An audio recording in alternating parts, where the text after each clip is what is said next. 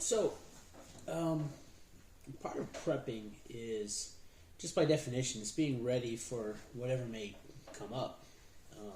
That's why so many of us, we have our different, bug out bag, get home bag, whatever you want to call it, 72-hour bag. And this right here, this is one that I put together, and this is my fire bag. So, there's a lot of people, they build fire bags, but a lot of times I put in here stuff that we've actually gotten through a lot of our boxes and stuff. So, now on the inside zipper here, we have our ASE, Adventure Survival Equipment, Fresnel lens. So, this is a really good, every fire kit should have one of these. That's one thing that no matter where you are, you're at least at some point in time going to have access to the sun. And so that's a good, reusable, reliable way to build a fire when you need it most. So, and then you can, store it up. So, but now let's get into this bag here. Now, the bag, it is, we did get this from Gear Pack, the bushcraft box, and it does have your attachments on the back, so you can web it in.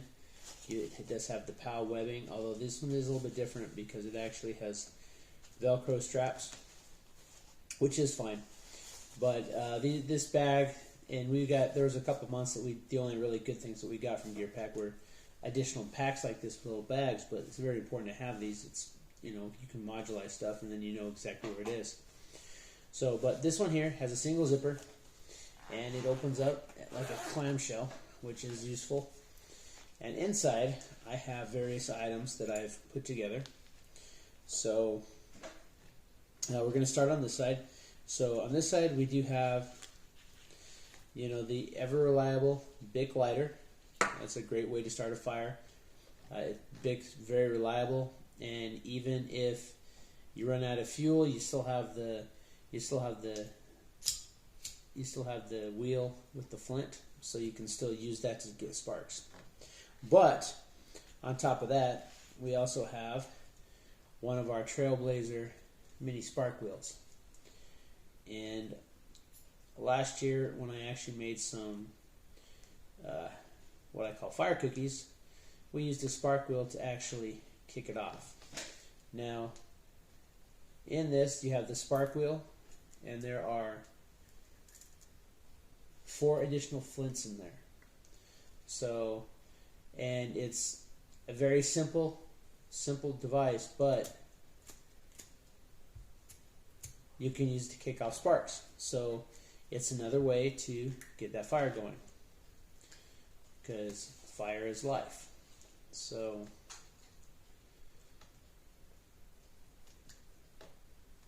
oops. There we go. Flints were blocking it. Alright, so we have our Bic lighter, we have our spark wheel. Next up in here, I have a straw, and what I've done is I've actually put jute twine inside this straw. This was an idea I had when I built the Moro survival kit, and I think this is a great way. There's like 6 or 7 pieces. They're about 3-4 inches long of jute twine, so you can fluff those up, and then you can hit them off with that spark to get your fire going. Next up, we have a magnesium bar with a ferro rod. I believe we got this at Harbor Freight. It wasn't terribly expensive. And then, of course, it does have a scraper, which is essentially a hacksaw blade. I mean, for lack of a better term, the side here, the serrated side, is just like a hacksaw blade. So you can scrape off the magnesium, and then you can spark it with either the ferrocerium rod, which is kind of small, or you have a spark wheel, you have a lighter. So there's different ways. Now on this side over here, we do have our bug out. I forget which box we got this in, but we do have a bug out arc lighter. Now this is rechargeable. One thing I haven't put in here because I'm actually using it is the micro USB cord. I have to get another one that we can use to charge this up. Now this is something that you want to charge before you go. Now if you do have a portable power bank, then you can charge this up using the sun. so that way you can have another way to start a fire. Alright, now then, next up we have just a tube of matches. Now with this here, what I did is I actually cut off part of the box, the matches box, and I glued it to the top of the lid here, and that way you have your strike pad inside your container. Now I don't know if this is actually waterproof, but it will be water resistant, so that'll help. And then of course for the matches, I did have to cut them down a little bit in order to get them to fit in here, because they were just a hair too long. But there's a couple dozen matches in there, and I do have an extra strike pad in there that I cut off, so that way if you lose one, you have a backup. So we got some wood matches, we have an arc lighter, we have a Bic spark wheel, we have some tinder, and then we have our magnesium bar. Now, then we have our heavy-duty, Uberleben, beefy ferro rod. It's octagonal, so it's got nice flat surfaces you can strike on. This thing is a monster. This thing is, I've heard nothing but good news, good reviews from this. It's very heavy. This is a go-to right here. If all else fails, you can still kick off sparks with a good ferro rod. So an Uberleben is among the best. And then last but not least, I have another thing we got from Trailblazer.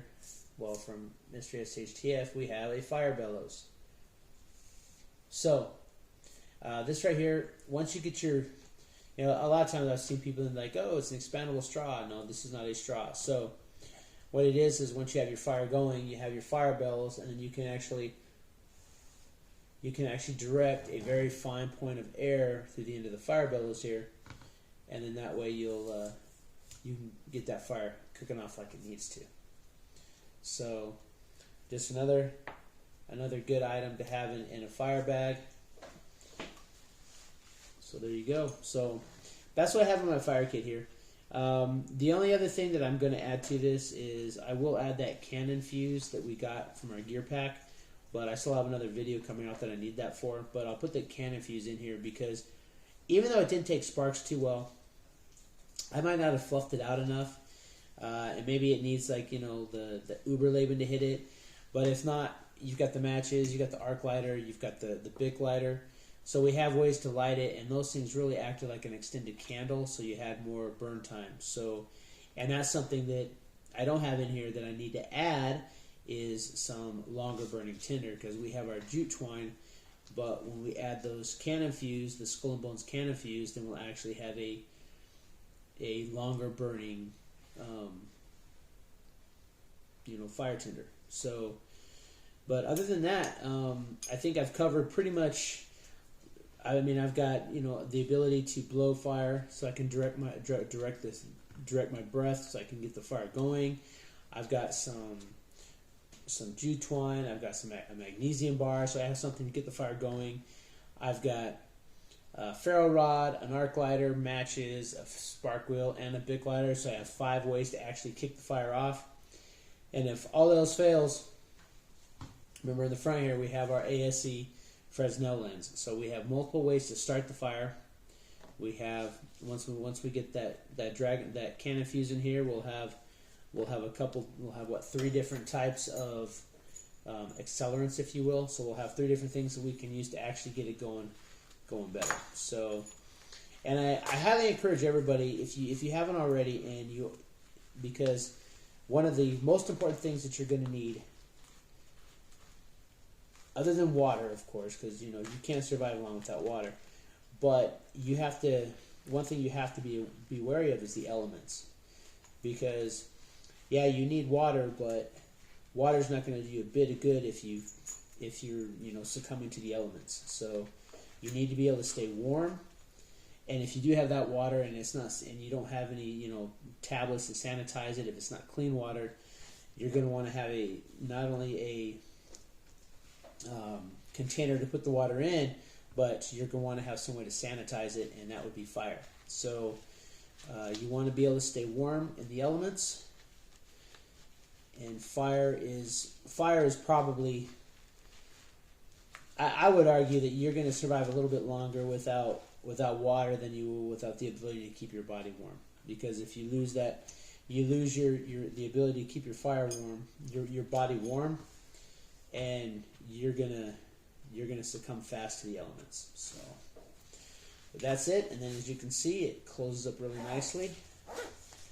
And then once we'll get that can fuse in there.